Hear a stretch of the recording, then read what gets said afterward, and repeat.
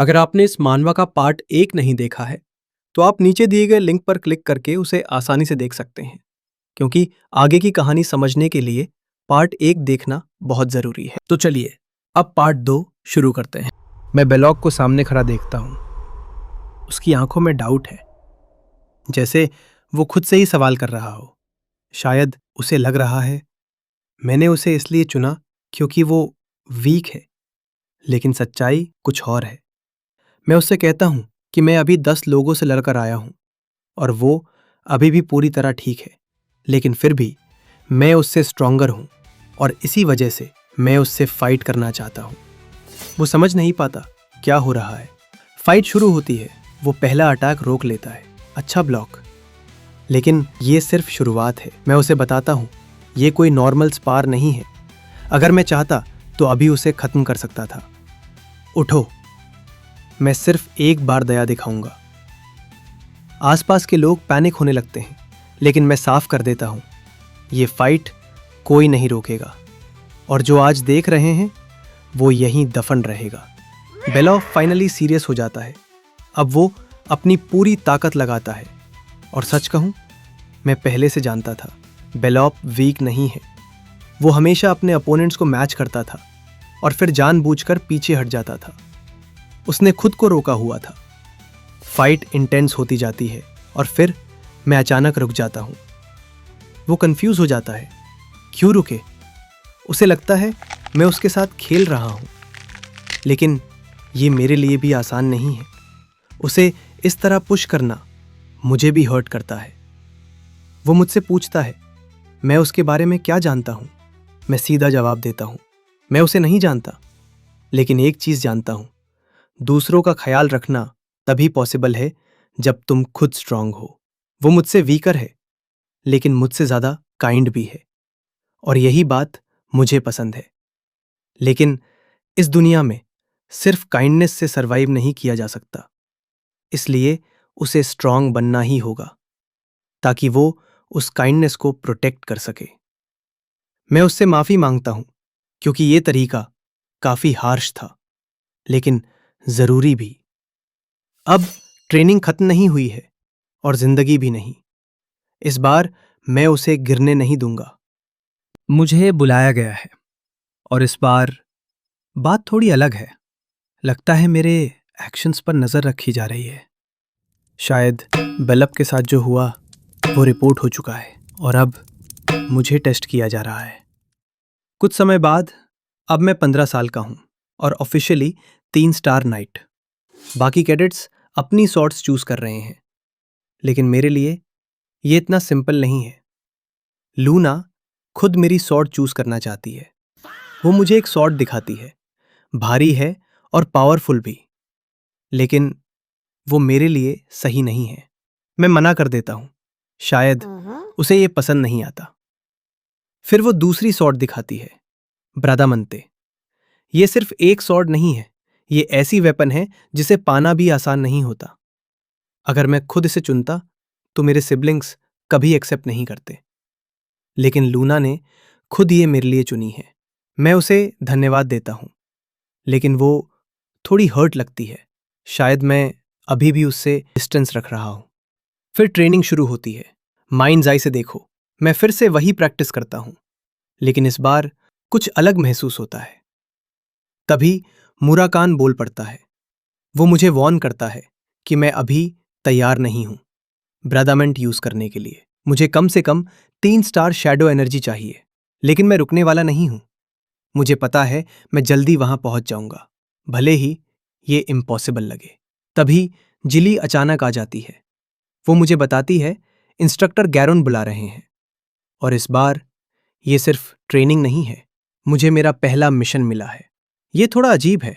Break खत्म होते ही mission, और लोकेशन भी सेफ नहीं लग रही। जान किंगडम के बॉर्डर के पास, बीस्टमैन टेरिटरी के करीब। ये बिगिनर्स के लिए नॉर्मल मिशन नहीं है, और टीम भी केयरफुली सेलेक्टेड लग रही है। बेलब भी उसी टीम में है। अब मुझे समझ आ रहा है ये सब प्लान्ड है। शायद फादर मुझे टेस्ट कर रहे हैं। मेरी कन्विक्शन, मेरी सोच ठीक है। इस बार मैं उन्हें दिखाऊंगा कि मेरा फैसला कमजोर नहीं है। 3 दिन बाद हम सदर्न बॉर्डर पर पहुंचते हैं। ये मिशन सिंपल नहीं है। हमें विल फैमिली के हेयर को ढूंढना है। मैं सबको इंस्ट्रक्शंस देता हूँ। यहाँ मैं यंग मास्टर नहीं, कमांडर हूँ। हर टीम अलग अलग सर्च करेगी और रोज रिपोर्ट करेगी। बेलप को मैं पहले ही कैंप भेज देता हूँ। सब कुछ अभी तक स्मूथ चल रहा है, लेकिन मुझे अच्छा फील नहीं हो रहा। शायद ये मिशन भी मेरे लिए टेस्ट है। हम आगे बढ़ते हैं। रास्ते में कुछ गरीब लोग मिलते हैं। मैं उन्हें खाना देता हूँ। ये छोटा सा एक्ट है, लेकिन मेरे लिए इम्पोर्टेंट। तभी बेलप दौड़ता हुआ आता है। दूसरा ग्रुप पर अटैक हुआ है। मेरा ध्यान तुरंत शिफ्ट हो जाता है। मैं सिचुएशन पूछता हूँ। अटैक बीस्टमैन ने नहीं, ह्यूमंस ने किया है। सिर्फ 3 लोग? नहीं, ये पॉसिबल नहीं है। इसका मतलब और लोग भी हैं। हम मौके पर पहुंचते हैं। हर तरफ खून है। बेलप घबरा जाता है, लेकिन मैं उसे रोकता हूं। खून फ्रेश है, कोई डेड बॉडी नहीं। इसका मतलब दूसरा ग्रुप भाग गया है और फुटप्रिंट से सिर्फ एक अटैकर था। लेकिन ये पूरी कहानी नहीं है। ये प्लान्ड एम्बुश है। अचानक एनिमीज फिर से सामने आ जाते हैं। मैं बेलप को कहता हूं, आंखें बंद करो। 2 सेकंड बाद लेफ्ट पर अटैक करना। मुराकन ने जो सिखाया था, शैडो एनर्जी प्रेजेंस को छुपा देती है और हम अटैक को काउंटर कर देते हैं। बाकी कैडेट्स मिल जाते हैं। वो घायल हैं, लेकिन जिंदा है। मैं एनिमीज को पकड़ लेता हूं और उन्हें चॉइस देता हूं, सच बोलो या सबके साथ मरो। वो डर जाता है और सच बताता है। किंजेलो, एक डेंजरस ग्रुप। मुझे याद है ये ऑर्गेनाइजेशन फ्यूचर में क्या करेगी। उनका प्लान केओस फैलाना है और मेसा उसे प्रोपागेंडा के लिए ले गए हैं। ये सुनते ही मेरे अंदर गुस्सा बढ़ जाता है। मैं टाइम पूछता हूं। सिर्फ 1 घंटा हुआ है, मतलब वे अभी दूर नहीं गए। मैं ऑर्डर देता हूं, तुम लोग कैंप जाओ, रीइंफोर्समेंट्स बुलाओ। सब मुझे रोकने की कोशिश करते हैं, लेकिन मैं साफ कह देता हूं, मैं अकेला जाऊंगा। रंचंदल का कोई भी ऐसे चुप नहीं बैठ सकता। बेलप को देखता हूं, उसे स्ट्रांग रहने को कहता हूं, क्योंकि अब ये सिर्फ मिशन नहीं है, ये रिस्पॉन्सिबिलिटी है। मुझे जल्दी करना होगा। उम्मीद है मैं देर नहीं करूंगा। सामने लगभग 20 सैनिक थे और उनकी ताकत भी कम नहीं थी। मेरी स्वॉर्ड्समैनशिप अभी 3 स्टार के आसपास, मैजिक 4 स्टार और शैडो एनर्जी उससे थोड़ी ऊपर। ग्रोथ अच्छी थी, लेकिन इस हालत में मैं सबको एक साथ हैंडल नहीं कर सकता। और अभी प्रायोरिटी साफ थी, मेसा को बचाना। इसलिए मैंने सीधा फैसला लिया, लड़ाई अवॉइड करनी है और सीधे टारगेट तक पहुंचना है। टेरेन डिटेक्शन और उसके साथ विंड ट्रैकिंग मैजिक। डायरेक्शन मिल गई, मेडो की तरफ। वो लोग ज्यादा दूर नहीं गए थे। Run candle cadet magic use कर रहा है, खत्म कर दो इसे। लेकिन मैंने डिस्टेंस बनाए रखा। सीधा भिड़ना अभी ऑप्शन नहीं था। किंजेलो ग्रुप, और ये लोग अपने ट्रैक्स छुपाने की कोशिश भी नहीं कर रहे। शायद इन्हें लग रहा है कि कोई उनका पीछा नहीं कर सकता। इसका मतलब साफ था, वो लोग कॉन्फिडेंट हैं और ऑर्गेनाइज्ड भी। मेसा को वैगन में ले जाया गया होगा, और अगर ऐसा है तो यही सही मौका है उसे रेस्क्यू करने का। आसपास बीस्टमैन टेरिटरी भी है, मतलब उनका बेस यहीं कहीं पास में होगा। मैंने जल्दी से प्लान बनाया, डिस्ट्रैक्शन क्रिएट करना होगा। आग। कुछ ही पलों में आसपास का माहौल बदल गया। ये आग कहां से आई? पानी लाओ जल्दी! सब इधर उधर भागने लगे। यही मौका था। मैं चुपचाप अंदर घुस गया। अंदर ठंड थी, और फिर यंग मास्टर। मेसा जिंदा थी। चिंता मत करो, मैं तुम्हें निकालने आया हूं। चल सकती हो? हां, लेकिन तेज नहीं। ठीक है, मैं संभाल लूंगा, मेसा ने धीरे से कहा। अगर कुछ हो जाए तो मुझे छोड़ दीजिए। आप ज्यादा जरूरी हैं। मैंने उसकी बात काट दी। पहले यहां से निकलते हैं। लेकिन तभी एक अजीब सी प्रेजेंस महसूस हुई। बीस्टमैन, और वो भी बैटल ट्राइब का। एक वाइट वुल्फ सामने आया। मैं इन्हें रोकती हूं यंग मास्टर, लेकिन मैंने हाथ उठाकर उसे रोका। तुम यही हो इसके पीछे? मैंने सीधा जवाब दिया। मैं जिन रुनकैंडल हूं। अब तुम अपना नाम बताओ। सामने खड़ा दुश्मन मुस्कुराया। तो तुम रुनकैंडल के बेटे हो। और यहीं से असली टक्कर शुरू होने वाली थी। जिंग किंगडम मिशन शुरू होने से कुछ दिन पहले मुझे चेतावनी दी गई थी। अगर तुमने तलवार को जबरदस्ती रिलीज किया तो शैडो एनर्जी तुम्हें ही खत्म कर देगी। दूसरी तरफ एक नया खतरा सामने आया, व्हाइट वुल्फ ट्राइब। मेरा नाम है क्वाजीतो त्रुकल, एक योद्धा जो बदला लेने आया है। उनका रंचेंडल से पुराना हिसाब था। तुम्हारे पूर्वजों ने हमारे देवता को मारा था। अब तुम्हारी बारी है। मैं समझ चुका था, मेसा को बचाते हुए भागना नामुमकिन है। तो फिर लड़ाई होगी, सम्मान के साथ या मौत के साथ। लड़ाई शुरू हुई। हर वार भारी था। सिर्फ बचाव करते हुए ही मेरी हालत खराब हो रही थी। मेरे पास ऑप्शंस थे, मैजिक, पेंडेंट या शैडो एनर्जी।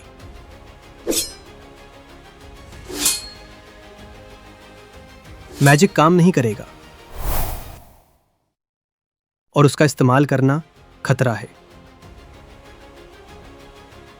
इसलिए मैंने फैसला किया, शैडो एनर्जी रिलीज।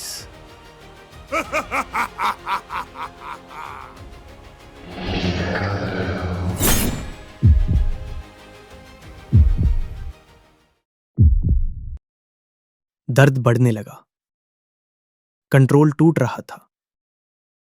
लेकिन अचानक सब कुछ गायब हो गया और उसके साथ मैं बदल चुका था।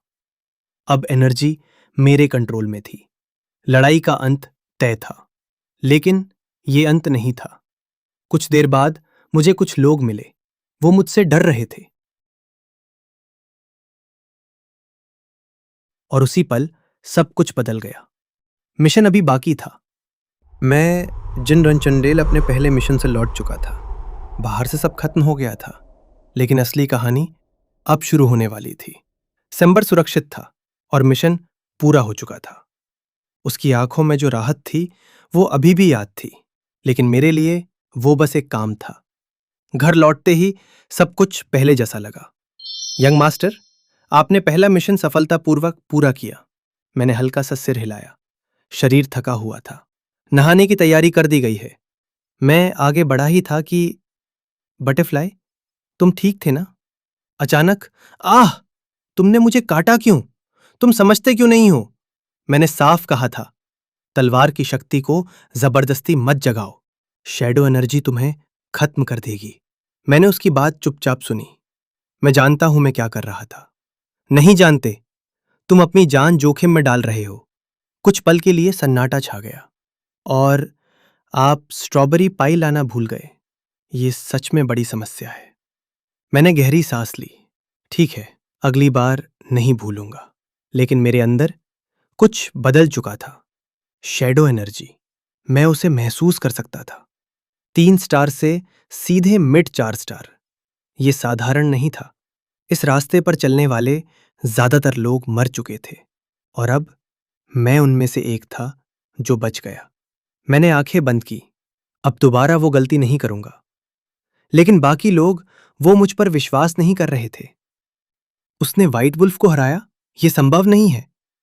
वो अभी सिर्फ 3 स्टार है। लेकिन अगर ये सच है तो वो खतरनाक है।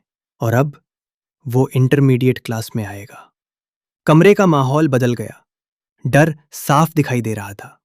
तुम दोनों क्या फुसफुसा रहे हो? क्या इतना डर लग रहा है छोटे भाई से? अगर डर लग रहा है तो मदद चाहिए? ये जगह अलग थी। इंटरमीडिएट क्लास, यहां सिर्फ ताकत चलती है। दोस्ती, भरोसा, सब कमजोरियों में गिने जाते हैं।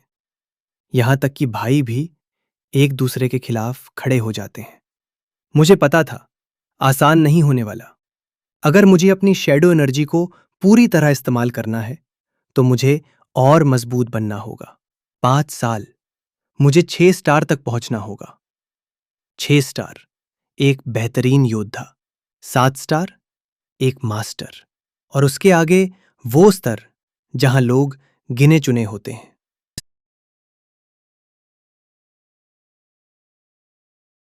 और सबसे ऊपर एक ही नाम खड़ा है, सेलेस्टियल नाइट। इस बार मैं वहीं तक नहीं रुकूंगा। मैं उसे पार करूंगा, लेकिन अभी पहले इस नरक से गुजरना होगा। इंटरमीडिएट क्लास, जहां सिर्फ एक ही नियम है, ताकत, और मैं उसी ताकत से सब पर हावी होने वाला हूं। मैं जिन रणचंडेल अपने अगले कदम की ओर बढ़ चुका था। मिशन के बाद मुझे बुलावा आया। मां ने बुलाया है। मैं उनके सामने खड़ा था, शांत लेकिन पूरी तरह सतर्क। तुमने मिशन अच्छे से पूरा किया। परिणाम संतोषजनक था। मैंने सिर झुकाया। धन्यवाद माता। फिर उन्होंने एक और बात उठाई। तुमने कमरा बदलने से मना कर दिया। मैं पहले से जानता था ये बात आएगी। वो कमरा सिर्फ अगले उत्तराधिकारी के लिए होता है। खाली था काफी समय से, और अब वो मुझे देना चाहती थी। लेकिन मैंने साफ कहा, मैं मना करता हूं। कमरा चाहे कितना भी अच्छा हो, वो सिर्फ एक कमरा ही है। मेरे लिए वो बहुत बड़ा है। कुछ पल की खामोशी, फिर उन्होंने बस इतना कहा, ठीक है, तुम जा सकते हो। लेकिन असली खेल अब शुरू हुआ। इंटरमीडिएट क्लास, यहां कोई नियम नहीं थे सिवाय ताकत के। अब तुम मेरे गुट का हिस्सा हो। तुम्हें टेरिटोरियल लड़ाइयों में धकेला जाएगा, तुम्हें परेशान किया जाएगा, लेकिन डरना मत। जब तक मैं हूं, सब कंट्रोल में रहेगा। तब तक कभी अकेले मत रहना। 3 के समूह में रहना। मैंने सब सुना, लेकिन अंदर से मुझे पता था ये सिर्फ शुरुआत है। क्लास शुरू हुई। सीनियर्स से सीखो। हम सिर्फ तलवार चलाना सिखाते हैं, बाकी सब तुम खुद संभालो। बस हत्या मत करना। भीड़ शोर कर रही थी, डर फैलाया जा रहा था। कमजोरों की यहां कोई जगह नहीं है। उनका मकसद साफ था, नए लोगों को तोड़ना। लेकिन उन्होंने एक गलती की। उन्होंने मुझे कमजोर समझ लिया। मैं आगे बढ़ा और बिना चेतावनी के मैंने वार कर दिया। खून हवा में फैल गया। एक हाथ जमीन पर गिरा। सन्नाटा छा गया। जिसे हेजिंग मिलनी चाहिए वो मैं नहीं, तुम लोग हो। सब हिल गए। तुम पागल हो गए हो क्या? मैंने उनकी तरफ देखा भी नहीं। मैं उस लड़के से बोला, तुम्हारा नाम? वो कांपते हुए बोला, कजिन। मैंने उसकी आंखों में देखा। पता है मैंने तुम्हारा हाथ क्यों काटा? क्योंकि तुमने मुझे देखते ही हत्या की भावना दिखाई थी। बाकी लोग भड़क गए। हमें इग्नोर कर रहा है, तलवार निकाल। मैंने हल्की सांस ली। तुमसे बाद में लड़ लूंगा, अभी चुप रहो। अब ये सिर्फ हमला नहीं था, ये बन चुका था हायरार्की बैटल। रणचंडेल की पुरानी परंपरा, जहां ताकत से जगह तय होती है। मैंने अपनी तलवार उठाई। मैं हूं जिन रणचंडेल, परिवार का 13वां बेटा, सबसे छोटा। तुम मुझ पर वार कर सकते हो, छुपकर हमला कर सकते हो, लेकिन अगर जरा सा भी दुश्मनी दिखाई तो मैं बिना सोचे तुम्हें काट दूंगा। उस दिन उन्होंने एक बात समझ ली, मैं शिकार नहीं हूं, मैं खतरा हूं। मैं खेल समझ रहा था। मेरे सामने खड़ा था एक ऐसा व्यक्ति जिससे अभी टकराना बेवकूफी होती। उसने मुस्कुराकर कहा, तुम और मैं लड़ेंगे? उसकी आवाज में दिलचस्पी थी, गुस्सा नहीं। उसने सब समझ लिया था। तुमने कैडेट्स को इस तरह क्यों निशाना बनाया, जबकि मैं खुद यहां मौजूद था? मैंने बिना झिझक जवाब दिया, अगर मैं आपसे लड़ता तो हार जाता, इसलिए मैंने दूसरा रास्ता चुना। कुछ पल के लिए वो मुझे देखता रहा। या तो तुम्हें अपनी जान की परवाह नहीं है, या फिर तुम अपने खून पर बहुत भरोसा करते हो। मैंने शांत स्वर में कहा, अगर दुश्मन मुझसे ताकतवर है तो क्या मैं कुछ न करूं? वो रणचंडेल का तरीका नहीं है।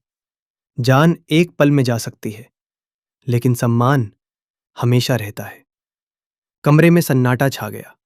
फिर वो हंस पड़ा, पागल हो तुम, लेकिन यही पागलपन हमें बनाता है। आज जो तुमने किया वही हमारी असली पहचान है। रणचंडेल तलवार के दीवाने होते हैं।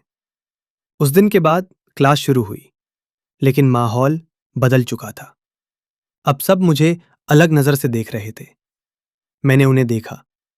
अभी तुम अपने सीनियर से डर रहे हो, लेकिन क्या ये हमेशा रहेगा? सिर्फ आज को मत देखो, भविष्य को सोचकर चलो। वापस आने के बाद मेरे साथियों ने पूछा, क्या सच में आपने लड़ाई शुरू कर दी? मैंने सिर हिलाया। हाँ, ये हायरार्की वॉर है और इसमें सिर्फ जीत मायने रखती है। मुझे पता था पीछे से खेल कौन खेल रहा है, मेरी बहनें। लेकिन मैं खुश था। कम से कम अब उन्होंने मुझे गंभीरता से लेना शुरू किया। उनका अगला कदम साफ था, मुझे खतरनाक मिशन देना, ऐसे हालात बनाना जहां मैं मर जाऊं। लेकिन यही तो मेरा मौका था, सोलो मिशन, जहां कोई मुझे रोकने वाला नहीं होगा, जहां मैं अपनी पूरी ताकत इस्तेमाल कर सकता हूं।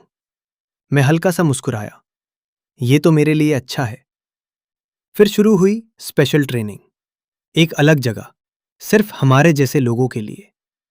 रंचनडेल खून, हमारी तलवारबाजी किसी नियम में बंधी नहीं है, ना कोई फिक्स स्टाइल, ना कोई सीमा, सिर्फ एक चीज, ताकत। हमें एक अजीब चीज दी गई, एक पत्थर, अंदर कुछ था। इसे क्लियर रॉक कहते हैं। इसे मारो और इसकी आवाज सुनो। पहली आवाज बेकार थी, कमजोर वार। दूसरी साफ, सुंदर, बिल्कुल संतुलित ताकत। मैं समझ गया, ये सिर्फ ताकत नहीं, कंट्रोल की ट्रेनिंग थी। लेकिन तीसरी आवाज, धड़ाम, पत्थर टूट गया। सब चौंक गए। अगर ज्यादा ताकत लगाओ तो ये फट जाएगा। मैंने अपने हाथ की तरफ देखा, ताकत बढ़ रही थी, लेकिन अब मुझे उसे नियंत्रित करना था। क्योंकि रंचंडेल बनने के लिए सिर्फ ताकत नहीं, उस पर पूरा नियंत्रण चाहिए। तो अभी के लिए हम इस कहानी को यहीं रोकते हैं। अगर आपने अभी तक इसका पार्ट 1 नहीं देखा है तो यहीं क्लिक करके पूरी शुरुआत जरूर देखिए, क्योंकि असली मजा वहीं से शुरू होता है।